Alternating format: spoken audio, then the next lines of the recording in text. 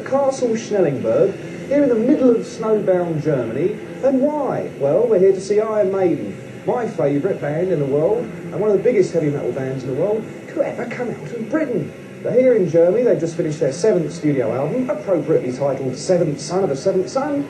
And right now, I'm going to get out of the snow and go and have a word with them. Come with me.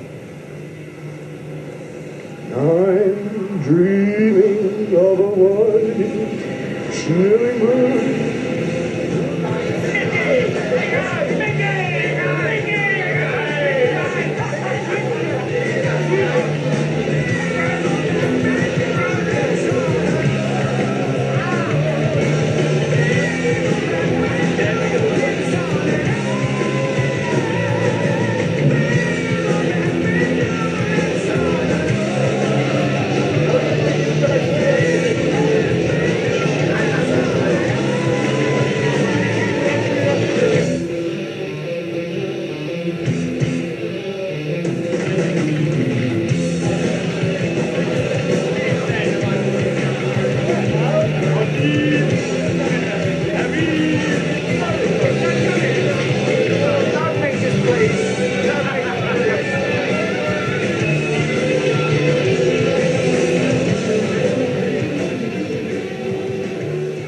Steve, you've just emerged from the studio in Munich here in Germany with your brand new album, Seventh Son of a Seventh Son. First of all, let me ask you, why that title?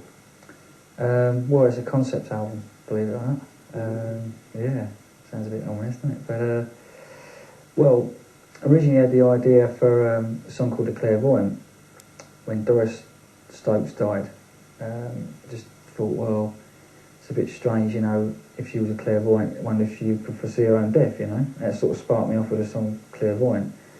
And then there was the idea for the song The Seventh Son of a Seventh Son, which all ties in with, because it's supposed to have the powers of clairvoyance and healing and sixth sense, whatever, you know. And so when I actually spoke with Bruce about the basic idea, even though we were bored about it, he thought it was a great idea and everything, and so we decided to write all the lyrics based around that. It's a concept album about a seventh son of a seventh son. Actually Steve's idea, but we found that we were writing lots of things very similar at the same time without him actually. When he suggested this idea of seventh son of a seventh son, I immediately went flying to my book of unused lyrics and pulled out lots of lyrics with the number 7 in. Hence the intro and the outros of the album and various other bits. So we found there were lots of ideas all flowing together, which all worked, which was too much of a coincidence, really, to put down to chance. I guess the actual kind of theme is based on like an alchemist, you know, and kind of tells like his life story, you know, indulging in different mystical things, trying to see into the future, clairvoyancy and prophecy and stuff like that, and it kind of, you know, the whole album tends to gear itself in mystical things, really, you know, looking at the future, you know, things that we all like to know about, but you know we can't sort of understand, and you know, so it's kind of on the borderline of that. Did you and Bruce and Steve, who contribute most of the material to the album, did you all, when you were writing the songs, write with one story in mind? I think I just sort of ploughed on, just come up with music. I didn't write any lyrics, I just sort of come up with some music for it. I remember we had a meeting and we talked about possibly doing Seventh Son. We already had the music on rough demo of Moonchild, just the music. So it all came together, it kind of locked in, and we went from there, you know. It was, you know, something to feed off, you know, and it was quite a strong idea. Myself and Steve, we decided that this was going to be what the lyrics were going to be about. And no matter what direction the music went, we wanted the whole thing to fit together lyrically. And so when I wrote, I took whatever lyrics I had and looked at them from that angle and thought, well, how can we fit them in? And we came to the situation where Moonchild was basically the devil trying to claim this kid for his own and foretelling all the temptations and all the nasty things he was going to put in his path. Because this kid is born with free will. Good and evil both trying to claim him. But really, this kid has free will, and he's also innocent. He knows nothing whatsoever of all this stuff that's going to happen to him. Infinite Dreams, the next track, is basically, that's what it's about, infinite dreams, these terrible dreams he has in which he sees infinity. And he can't deal with that situation either. But Can I Play With Madness is when he goes to a fortune teller or soothsayer or crystal ball gazer, whatever, and he asks the question, can I play with madness? Because that's what he thinks is in his head. Can I play with madness? Commercial edge. I expect you wouldn't be too disappointed if it became a huge hit. No, not at all. Not against selling albums. Of course, that's what we want to do. We want to get across to the fans, you know. But I think that the good thing about it is it's a natural song. It's not like... Because originally the song we had, you know, that we thought, oh, this is going to be the single, was Evil What Men Do. And then Can I Play With Madness came along, and it wasn't like we actually planned to have, you know, a big sort of, you know, single or whatever. But as soon as that came along, we thought, oh, that's got to be the first single. It came about out of a pure happening. It was a song that was written, and Bruce had an idea, and Steve came up with the middle section, and we put it together, we worked it out, and we didn't really believe it was going to work. And it did. And because of that, it's got the magic about it, what it has. And so I think it's going to be a very good, successful single. You know? It is below 4 minutes long as well, so the radio companies are going to go, hey, these guys are going to...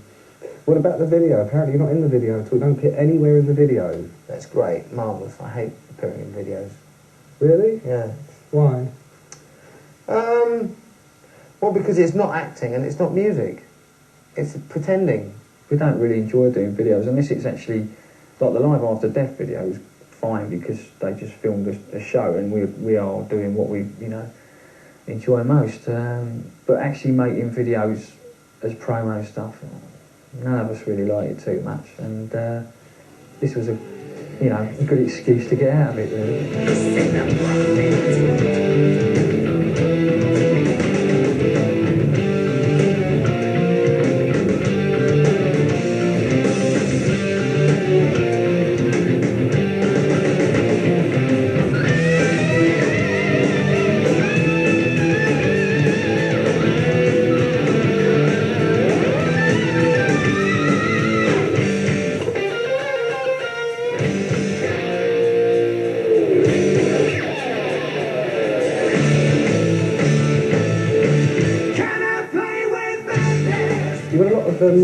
Keyboards and synthesizers on this album. There was a time when I'm sure Iron Maiden used to say, we will never have keyboards on the album, you know. Yeah, well, I must admit, we weren't into keyboard before because we did have a keyboard player in the band years ago for about 6 months and it just didn't work. We worked on a couple of numbers, but, you know, 2 guitar attack was much better. But the reason it happened this time round was because, you know, if I have, like, on the last album, for instance, I used guitar synths, you know, with the, you know, chord and foot pedals and stuff. But it means that I have to use a lead on stage. There's no way I can do that, you know, sort of the way I move about and everything. And Adrian didn't want to be bothered with all the foot pedals either, you know, so we decided that we'd do it all on the keys.